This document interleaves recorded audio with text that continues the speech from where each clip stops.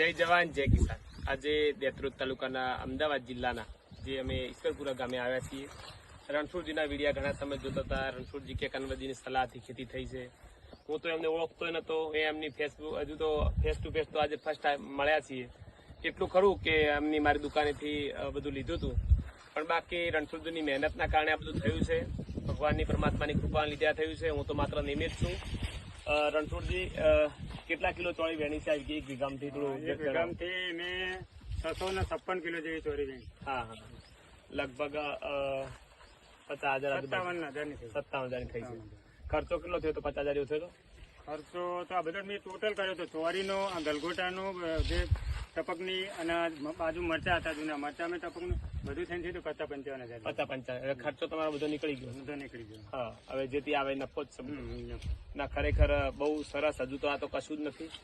ચોળી તો હજુ તો 50-55,000 થઈ જ છે, પણ હું તો એવું માનું છું કે 3 થી 4 ગણી થવાની બાકી છે। ખૂબ સારું તમારી મહેનત છે, અને આ વિસ્તારના ખેડૂતો પણ જો આ રીતે ટપકને મલ્ચિંગ કરી ખેતી કરશે તો આવનાર સમયમાં મારા કરતાં પણ આગળ જશે, અને બધા જ લોકો કન્વર્જી બને એવી બધાની શુભકામનાઓ। રણછોડજી, આપ ખૂબ પ્રગતિ કરો એ વિસ્તારમાં પણ